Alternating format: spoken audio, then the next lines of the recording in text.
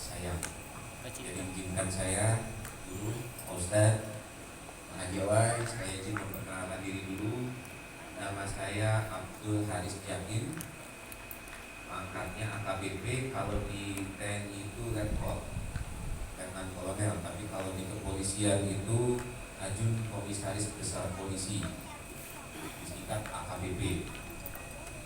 Kemudian saya sudah berkeluarga dengan 2 orang anak. Kebetulan saya asli dari Jawa Barat. Orang tua saya, ibu dari Sukabumi, bapak dari Bogor. Lahir di Sukabumi, besar di Bogor. Kemudian menikah dengan orang Bandung, sekarang tinggal di Bandung. Saya sudah pernah bertugas mulai dari Indonesia Timur, Indonesia Tengah, Indonesia Barat, lengkap. Dari Kepulauan di Maluku, di Halmahera, kemudian di Sulawesi, Kalimantan, kemudian di Jawa sudah pernah semua. Dari yang ujung dunia sampai pangkal dunia sudah pernah. Tempat yang sepi tidak ada listrik sampai tempat yang menyala-nyala 24 jam sudah pernah. Jadi alhamdulillah sudah memakan asam garam tugas di kepolisian ini. Saudara-saudaraku, Bapak dan Ibu, adik-adik yang saya muliakan, dalam kesempatan malam ini saya ini bukan ustadz, bukan guru, bukan alim ulama, cerdik pandai, hanya orang biasa saja yang kebetulan diberikan amanah oleh Allah untuk menjalankan tugas sebagai seorang polisi. Dan alhamdulillah saya bangga menjadi seorang polisi, karena kalau saya kutip ucapannya Pak Dasat Latif, Ustadz Dasat Latif, kalau seorang polisi itu saya bisa berperan ganda, bisa menghimbau dan juga bisa menindak karena memang ada kewenangan yang diberikan kepada saya. Dan malam hari ini saya bersilaturahmi untuk menghimbau. Saya akan bercerita, berbagi tentang situasi yang terkini di Kabupaten Kota Waringin Timur. Bapak dan Ibu sekalian, yang pertama saya ingin kita bercerita sedikit, membahas sedikit tentang keluarga. Apa yang akan kita bahas tentang keluarga ini? Saya ambil contoh kejadian sedikit saja, mungkin sudah ada yang pernah dengar, tapi ini masih berlangsung sampai dengan sekarang. Ada perempuan berusia 12 tahun kenalan dengan laki-laki di Facebook. Belum pernah ketemu muka, belum tahu siapa, bagaimana orangnya, chatting-chatting. Begitu ketemu, terjadilah itu. Nah, yang sudah dewasa pasti mengerti. Nah, nanti kalau yang masih kecil nanti tanyakan ya, kalau sudah dewasa. Kenalan di Facebook, chatting-chatting, janjian ketemu. Begitu ketemu, sejam kemudian terjadi hal-hal yang dilarang. Dan ini banyak. Dan Sampit ini, di Sampit ini kota kecil. Saya bandingkan dengan tempat tugas saya tempo hari di kota Tangerang. Tangerang itu penduduknya 2 juta lebih. Namun perkara yang ditangani oleh pihak kepolisian seperti yang tadi itu lebih sedikit jumlahnya dibanding yang terjadi di Sampit, yang penduduknya hanya 400.000. Nah, ini lampu merah buat orang tua, terutama yang punya anak. Kenapa bisa terjadi? Inilah yang jadi perhatian saya. Kenapa bisa terjadi fenomena seperti ini? Akhirnya saya menghubungi mantan anak buah saya di Tangerang, di Jakarta sana. Kemudian saya minta difasilitasi berbicara dengan korban. Kalau dalam undang-undang perempuan ini korban karena di bawah umur. Di undang-undang tentang kependudukan dengan perkawinan dan perlindungan anak, batas usia dewasa itu adalah 18 tahun. Di bawah 18 tahun itu dianggap di bawah umur. Kemudian saya difasilitasi bicara. Saya cuma jarak jauh aja berbicara dengan si korban ini. Saya interview, saya wawancara singkat. Selanjutnya saya bandingkan jawaban dari korban yang di Tangerang dengan korban yang ada di samping ini, intinya sama, berpangkal dari keluarga. Pangkal mustababnya adalah dari keluarga. Kenapa dari keluarga? Rupanya di keluarga itu komunikasinya terputus, tidak nyambung antara orang tua dengan anak. Nah, ini akan saya bahas. Kenapa sih bisa komunikasi ini terputus? Yang pertama, saya tinjau dari sisi orang tuanya. Semua ini dari sisi orang tuanya. Yang pertama, orang tua ini tidak menganggap anak sebagai amanah dari Allah. Dia menganggap sebagai beban. Nah, ini pangkalnya salah satunya. Orang tua menganggap anak sebagai beban, bukan sebagai amanah. Anak dilahirkan ke dunia ini tanpa dosa, tanpa celah. Seperti ibaratnya kertas putih. Putih bersih, kita orang tua yang mewarnai. Kalau kita mewarnai dengan baik, akan tampak indah gambarnya. Tapi kalau kita mewarnai dengan asal-asalan, ya hasilnya seperti itulah kira-kira. Pada saat orang tua tidak menganggap anak sebagai amanah, yang ada hanyalah gelisah, beban, terasa terbebani, dan akhirnya berburuk sangka pada Allah. Padahal anak ini kan investasi jangka panjang. Salah satu amalan yang tidak terputus pada saat kita nanti di liang kubur, di alam barzah sana, sudah tidak ada lagi raga kita, hanya tinggal ruh saja di sana. Salah satu amal yang tidak terputus adalah doa anak yang soleh. Investasi ini, investasi jangka panjang, doa anak yang soleh. Selain dari amal jariah dan ilmu yang bermanfaat, doa anak yang soleh. Untuk mencapai kategori soleh, itu perjuangannya susah, tidak gampang. Kalau orang barat bilang no pain, no gain. Tidak ada sakit, tidak ada hasil. Kalau mau berhasil harus sakit-sakit. Mau berhasil menciptakan anak, mendidik anak menjadi anak yang soleh, ya harus jungkir balik. Gak hanya bisa dengan ya Allah jadikan anak saya menjadi anak yang soleh, hanya dengan sekedar doa, tapi harus ada ikhtiar dari orang tuanya. Nah, ini bagi adik-adik yang belum menikah, bujang-bujang ini. Nah, ini yang paling senang bujangan ini kan. Saya tidak membahas sesuatunya itu ya. Ini membahas tentang keluarga. Pada saat orang tua merasakan bahwa anak ini menjadi beban, maka niscaya dia tidak akan mendidik anaknya dengan baik, tidak akan membesarkan anaknya dengan baik, karena beban, bukan amanah. Kemudian yang kedua, kenapa di keluarga itu bisa putus? Ya tadi, komunikasi.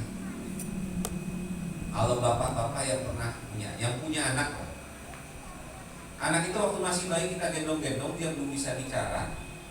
Dia bicara, kita tidak mengerti. Kita bicara, dia cuma merasakan saja, tapi tidak mengerti juga. Itu kita sering ngobrol dengan anak, benar kan?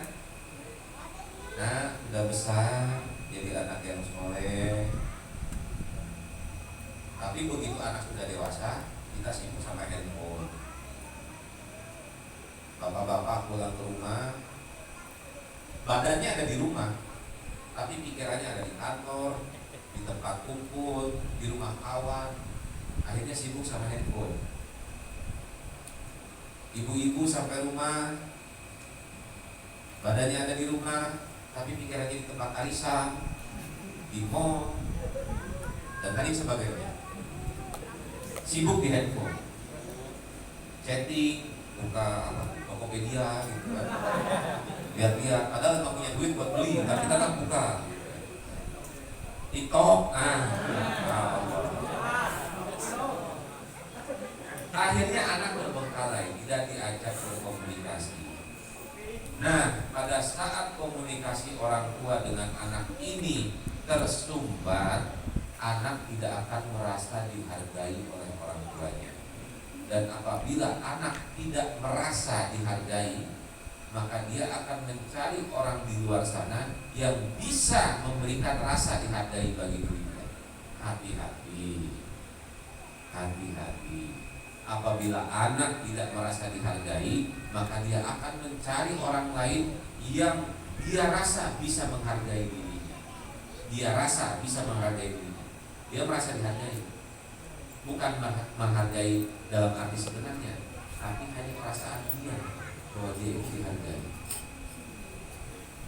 Laki-laki hidung belang itu kan tidak menghargai, hanya merayu. Ya toh? Yang tertawa ini mencurigakan ini. Laki-laki hidung belang tidak menghargai, dia hanya merayu. Nah ini, hati-hati Bapak Ibu adik-adik semua, tolong diwaspadai masalah keluarga. Karena apa saya selalu bicara keluarga? Keluarga ini fondasi utama di negara kita. Keluarga itu satuan masyarakat yang terkecil, mulai dari negara Republik Indonesia, kemudian ada provinsi ada 34. Nah, salah satunya Kalimantan Tengah. Di bawah Kalimantan Tengah ada kota kabupaten, kemudian di bawah kota kabupaten ada apa? Kecamatan. Di bawahnya lagi kelurahan atau desa, di bawahnya lagi dusun kalau ada, RT, RW, sampai keluarga. Satuan masyarakat yang terkecil itu adalah keluarga. Pondasinya di bawah. Keluarga kuat, tidak akan terjadi penyalahgunaan narkoba di mana-mana. Itu salah satu efek dari kurang kuatnya keluarga. Dan yang terakhir, kenapa keluarga bisa seperti itu? Jauh dari nilai-nilai Islam. Bapak, Ibu, jangan khawatir anak kita memiliki keterbatasan dalam matematika. Jangan khawatir anak kita memiliki keterbatasan dalam ilmu fisika, biologi, kimia. Tapi khawatirlah kalau anak kita itu tidak bisa mengaji, tidak bisa membaca Quran, malas sholat, susah diajak ke masjid untuk anak laki-laki, barulah kita harus khawatir. Saya tidak pernah khawatir anak saya itu, walaupun ibunya udah uling-ulingan, aduh ini si abang ini begini, ya ini matematiknya nilainya jeblok di bawah rata-rata, iya ini. Tapi begitu abang tidak sholat subuh, bermain sudah ini kakinya itu, pukul kakinya, karena dia sudah berusia di atas 10 tahun. Makanya kalau tidak sholat subuh ke masjid, pasti saya pukul kakinya. Jangan kasihan pembangunan anak kita untuk sholat subuh.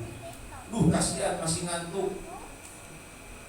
Ibarat kata itu gambaran api neraka yang menjilat-jilat itu, mau menjilat dia, masih kita biarkan dia tertidur, itu sama saja kita menjerumuskan anak itu. Ya, khawatirlah kalau anak kita itu tidak bisa mengaji, tidak bisa baca Quran, malas melaksanakan sholat. Untuk laki-lakinya malas ke masjid, itu barulah kita khawatir. Percayalah Bapak Ibu, anak tidak sepenuhnya bisa menguasai semua materi dalam pelajaran.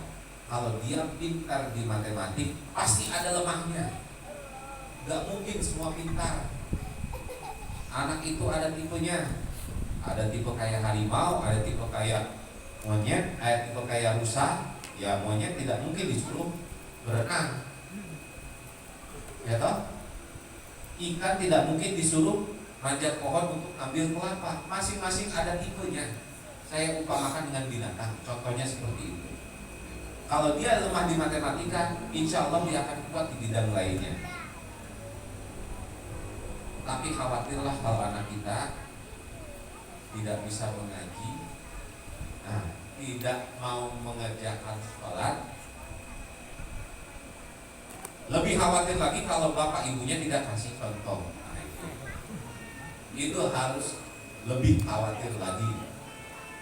Jangan nyuruh anak sholat tapi kita sendiri malas sholat. Jangan kita memarahi anak kita karena tidak mau ke masjid tapi kita sendiri malas ke masjid. Contoh, berikan contoh. Susah Bapak Ibu untuk mencapai kategori soleh anak ini susah. Butuh perjuangan berdarah-darah.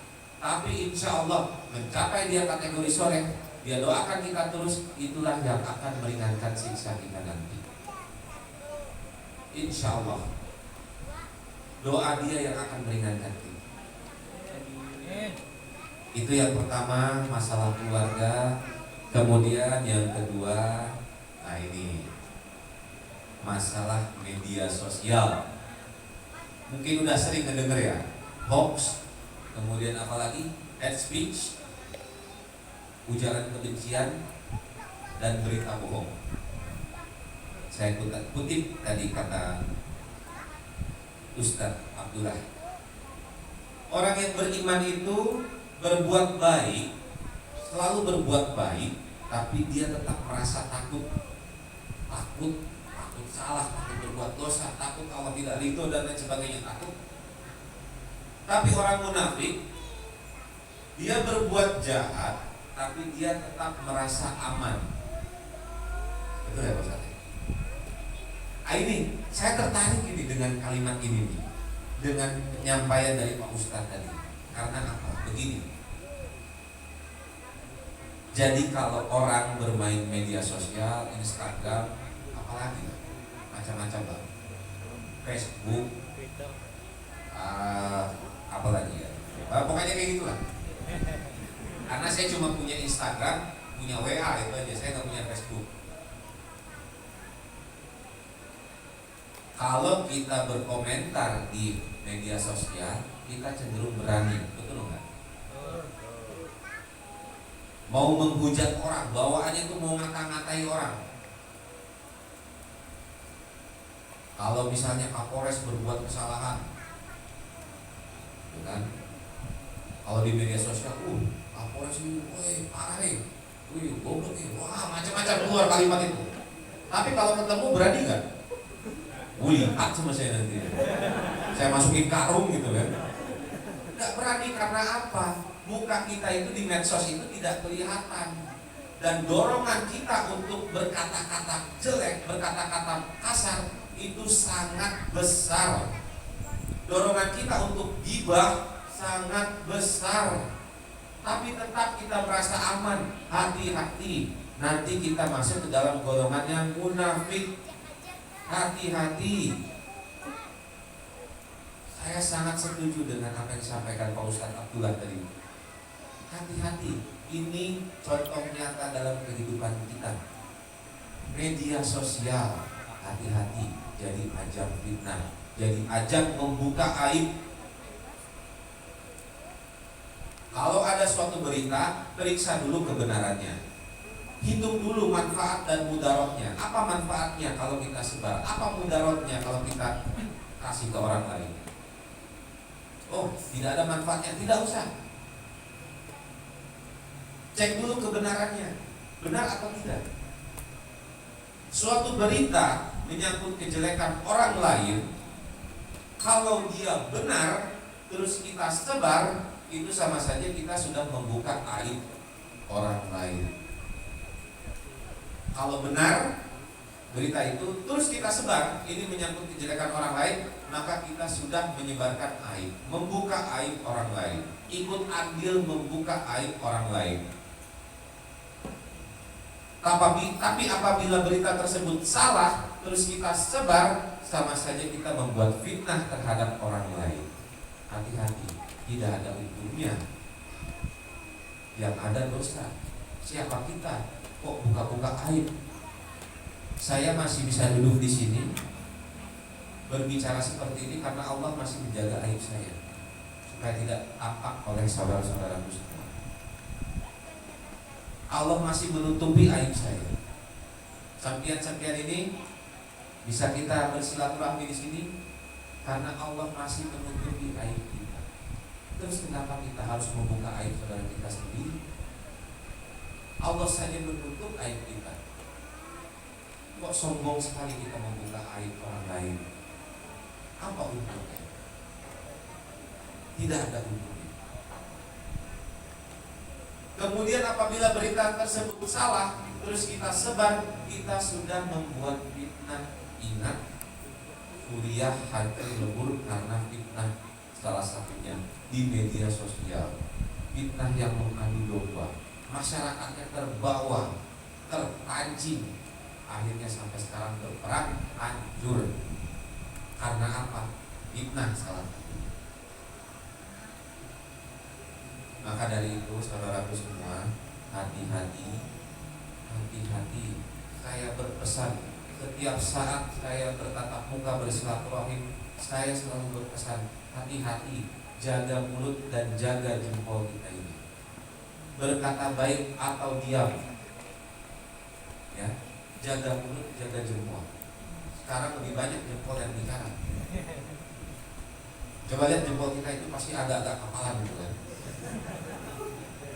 Kalau dulu zaman BlackBerry masih keras itu, wow, besar ini kapalannya di ujung ini. Nah sekarang sudah zamannya touchscreen kan, jadi agak lembut. Hati-hati, jaga, jangan sampai kita menjadi agen-agennya setan dalam menyebar fitnah atau membuka aib saudara kita sendiri. Ingat, satu saja yang diingat, kita masih bisa ketawa-ketawa, kita masih bisa senyum-senyum, masih bisa tegak kepala kita. Karena apa? Karena Allah masih menutupi aib. Setiap orang pasti punya aib. Saya gak bakal bisa duduk di sini kalau Allah membuka satu saja aib saya. Saya tidak akan berani duduk di sini. Itu saya pesan, benar. Tolong jaga, jangan sampai ada dosa jariah. Kita menyebar fitnah, menyebar hoax misalnya, menyebar berita bohong. Saya sebar ke Ustaz Abdullah. Ustaz Abdullah baca, wih menarik ini. Sebar enggak, sebar enggak, sebar enggak. Bisikan setan misalnya lebih kuat. Sebar, sebar, sebar. Disebarlah ke Bang Haji Awai. Disebar, mesti langsung dibuat. Habis itu Bang Haji Awai, bagus ini berita ini. Sebar enggak, sebar enggak. Sebar, sebar. Akhirnya Ustaz Abdullah berkontribusi terhadap dosa, berkontribusi dosa terhadap saya. Saya ikut menanggung dosanya Pak Ustaz karena menyebar berita yang bohong. Terus itu mengalir sampai terhenti berita tersebut. Kalau ada efeknya untuk orang yang saya buka atau saya fitnah, ada efeknya, saya ikut berdosa karena dia menderita. Ajam, jangan dianggap remeh. Oleh karena itu saya berpesan, berkata baik atau diam, jaga mulut dan jempolmu, itu saja sudah. Sebarkan berita-berita yang baik, sebarkan berita yang mendidik. Dan yang terakhir, saya berpesan, mari kita sama-sama jaga kerukunan di antara kita, sesama umat muslim maupun dengan umat lainnya. Ya, jangan sampai kita terpecah. Jangan sampai kita dengan mudahnya menjelek-jelekan orang, menganggap orang itu remeh, dia salah itu aja. Jangan. Selama dia masih menginduk kepada Quran dan hadis, insya Allah walaupun berbeda, tapi tetap sumbernya dari Quran dan hadis. Berbeda itu biasa itu. Yang penting kita saling menghormati. Saya pernah mendengar cerita Imam Syafi'i dengan gurunya itu Imam Ahmad. Ahmad bin Hanbal ya. Ya. Jadi Imam Syafi'i ini beranggapan bahwa kita harus bekerja berikhtiar untuk mendapatkan rezeki dari Allah. Sementara gurunya Imam Ahmad ini beranggapan rezeki itu sudah diatur oleh Allah. Ini gambarannya lah yang saya ketahui ceritanya.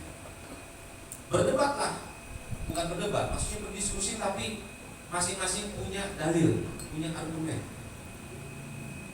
Satu ketika setelah dari rumahnya Imam Ahmad, Imam Syafi'i ini keluar, ketemu ada orang yang mengangkut kurma. Imam Syafi'i lalu membantu orang tersebut mengangkut kurmanya. Dan Imam Syafi'i dikasih kurma sebagai tanda ucapan terima kasih. Lalu beliau membawa kurma ini ke rumahnya, ke rumah gurunya, ke rumah Imam Ahmad. Dengan bangganya beliau, guru, nah kalau orang sini bilang, guru, ulun dapat kurma, ulun sudah kerja ini, angkat karung-karung kurma. Karena ulun kerja maka ulun dapat kurma, dapat rezeki dari Allah. Nah ini ulun bagi pada guru. Gurunya tersebut, saya juga duduk-duduk dapat kurma. Ngerti kan? Paham Bang? Semua itu benar. Jangan kita berselisih. Pada saat kita berselisih, mulai meruncing, setan masuk. Paling senang setan itu melihat kita berselisih. Paling senang. Paling senang lagi kalau setan itu melihat kita berselisih sesama umat Islam, sesama Muslim. Itu senang sekali ya. Merdeka, tercapai tujuan. Itu kata setan. Kayaknya sih gitu ya. Saya belum pernah dengar setan ngomong gitu. Mohon maaf, saya belum pernah ketemu ya. Jadi kayaknya seperti itu. Dan kemudian selanjutnya, insya Allah kita sudah melewati tahapan pilkada. Siapapun yang dipilih siapapun yang terpilih dan dilantik menjadi bupati Kota Waringin Timur harus kita dukung. Nah ini saya sedikit mau bercerita pengalaman saya dengan Bang Haji Awai. Bang Haji, jangan bakar-bakar terus, pura-pura tidak dengar. Jadi tempo hari saya ada menjadi khatib. Bang Haji, saya cerita ya, saya menjadi khatib. Saya terlewat salah satu rukun, lupa. Lalu Bang Haji mengingatkan lewat WA, Assalamualaikum, waalaikumsalam. Ulun sedikit minta maaf. Panjang, minta maafnya panjang. Lu ngomong udah minta maaf. Kalau ketemu mungkin mukanya pucat gitu kan, mau menyampaikan gitu kan. Ulun minta maaf lah Pak Kapolres. Tapi Pak Kapolres tadi ada yang terlewat bukunya gini. Terus Bang Haji mengingatkan saya, astagfirullahaladzim. Makasih Bang Haji. Makasih banyak. Jazakallah sudah mengingatkan saya. Ya kan? Itu lewat WA. Itu minta maafnya Assalamualaikum. Semoga Allah, panjang sekali. Habis itu ulun minta maaf, panjang minta maaf. Hanya untuk mengingatkan. Ini adab terhadap pemimpin. Adab. Kalau kita lihat sholat berjamaah, imam siapapun itu yang menjadi imam, walau makmumnya ini presiden sekalipun, tapi kalau imam sudah berdiri depan, presiden harus ikut. Imam itu pemimpin dalam sholat. Allah sudah memberikan gambaran bagaimana adab kita dalam berjamaah. Pada saat imam ruku, kita ikut ruku. Imam sujud, kita ikut sujud. Imam berbuat kesalahan, misalnya mestinya rakaat terakhir kita tahiyat akhir, imam berdiri lagi mau ke rakaat kelima ceritanya. Apa yang dilakukan makmum? Ikut atau mengingatkan? Mengingatkan. Cara mengingatkannya diatur enggak? Diatur. Yang laki-laki bilang subhanallah, mengingatkan imam. Yang perempuan bertekuk, mengingatkan, tapi dengan cara yang baik. Apabila makmum mengingatkan, Mam, duduk Mam, apa kira-kira yang terjadi? Sholatnya batal, ya toh? Konsentrasi jamaah yang lain terganggu, bubar, imam mengamuk, berkelahi, dan lain sebagainya. Panjang ceritanya. Tapi dengan subhanallah, imam paham, imam duduk memperbaiki sholatnya yang salah. Betul gak kira-kira? Itu keseharian kita sudah ditunjukkan oleh Allah. Ini loh adab dalam berjamaah. Ini pemimpin dalam sholat. Dan itu ditunjukkan sama Bang Haji Awai. Makasih Bang Haji, saya tidak marah. Terima kasih. Coba misalnya Bang Haji itu ngomong depan umum, Pak Kapolres, kemarin dia itu apa hitam itu terlewat rukun katanya rukun khutbah itu tidak sah itu. Bisa lipat itu. Saya buat komentarnya itu kan. Tapi dengan adab yang baik, saya teringatkan Bang Haji Awai dapat pahala karena sudah mengingatkan saya kehilapan saya, dan saya pun memperbaiki diri. Ini saya kasih contoh real, contoh nyata bagaimana adab kita dengan pemimpin. Bagaimanapun siapapun pemimpin itu yang ditunjuk nanti, itu sudah menjadi ketetapan Allah. Betul kan? Tidak ada daun, tidak ada sehelai pun daun yang jatuh tanpa izin Allah.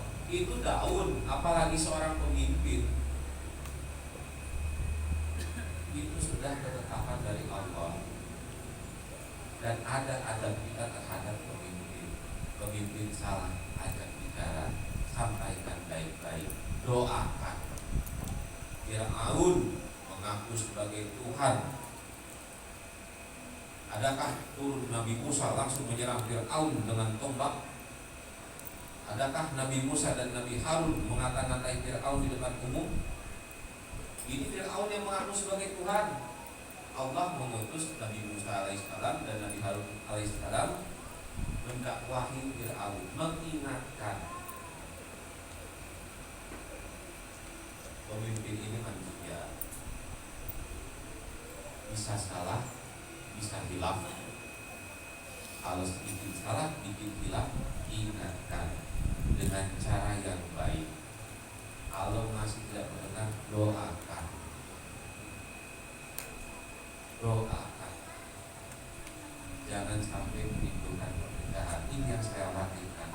Masyarakat juga tidak ada adab dengan pemimpinnya, mengata-ngatai pemimpinnya. Hati-hati. Kita sudah ditunjukkan oleh Allah contoh nyata dalam sholat berjamaah. Kita sudah mendapatkan cerita yang tertuang dalam Quran, bagaimana kisah Nabi Musa dan Nabi Harun mengingatkan dengan halus kepada Fir'aun. Itu Nabi Musa, Nabi Harun terhadap pemimpin yang mengaku sebagai Tuhan. Ya, kalau pemimpin salah sedikit wajar, manusia. Jangan berharap 100% dia benar. Kecuali kalau pemimpinnya malaikat, nah itu lain perkara. Tapi dia manusia, masih makan nasi, makan ikan haruan ya, apalagi soto soto Banjar, tentunya pun bau gitu kan. Karena apa? Manusia. Cuma dapat amanah sebagai pemimpin dan ada adab antara masyarakat dengan pemimpin.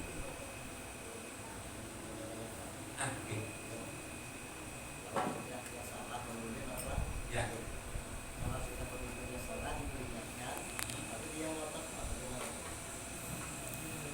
Pemimpin salah, ini perkara sulit ini. Pemimpin salah diperingatkan, ngotot. Contohnya apa nih, guru? Misalkan ada kira-kira mau menyentuh akidah kan atau apa? Menyentuh akidah. Kalau sudah menyentuh akidah, hubungan kita dengan Allah jangan diikuti. Contoh di Turki. Di Turki, siapa namanya, Mustafa Kemal Atatürk atau siapa gitu ya. Pada saat Kesultanan Ottoman jatuh, berdirilah negara sekuler Turki. Kemudian azan dalam bahasa Turki. Di Turki dilarang kegiatan majelis seperti dilarang. Tapi Islam tidak pernah mengajarkan pemberontakan. Adakah sejarah Islam mengajarkan pemberontakan? Hanya perlu kita gali. Islam tidak mengajarkan pemberontakan. Karena kalau ada pemberontakan, mudaratnya pasti besar. Kesetaraan ada di mana-mana. Berdasarkan pengalaman seperti itu. Tapi kita tidak boleh mengikuti tata cara kebijakan pimpinan yang berlawanan dengan aturan Islam. Dia melarang majelis, azan harus dalam bahasa Indonesia misalnya. Kemudian sholat dalam bahasa Indonesia itu kan bertentangan. Tidak boleh kita itu. Tapi Islam tidak mengajarkan pemberontakan. Karena berdasarkan pengalaman, pemberontakan hanya akan menimbulkan kesengsaraan. Bisa dipahami? Sepertilah kira-kira dulu. Pemimpin insya Allah dia bertanggung jawab atas masyarakatnya. Saya bertanggung jawab atas 500 anggota saya dan bertanggung jawab atas keamanan 400.000 masyarakat di Kabupaten Kotim. Tanggung jawab saya lebih besar daripada tanggung jawabnya Bang Haji Awai.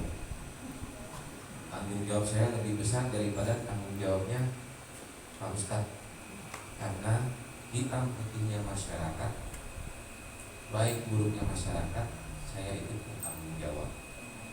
Makanya saya selalu izin mengingatkan, hati-hati, hati-hati ini, hati-hati itu yang tadi saya ceritakan. Hati-hati, karena saya khawatir kalau saya tidak menyampaikan, saya tidak mengingatkan, nanti saya akan diminta pertanggungjawaban oleh Allah. Itu saja yang khawatir. Tapi kalau masih sudah saya ingatkan, masih berbuat, ya mungkin saya akan pakai satu kewenangan saya atas nama undang-undang. Nah, Anda saya periksa, jangan sampai lah ya, karena menyebar berita hoax. Jangan sampai kejadian seperti itu. Ingat sekali lagi apa yang disampaikan Ustaz Abdul Rahman tadi.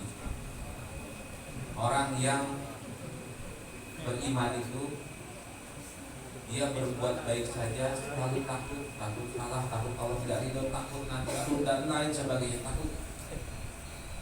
Orang yang munafik dia berbuat jahat, berbuat salah, tapi selalu merasa aman. Hati-hati, pada saat kita menyebar hoax, aman kita pakai akun palsu. Hati-hati jadi orang munafik. Pada saat kita menyebar hate speech, ujaran kebencian, hati-hati. Pada saat kita menyebar hate speech, ngata-ngatain orang, pakai akun palsu, kita merasa aman, hati-hati. Allah selalu melihat. Ngerti kan ya?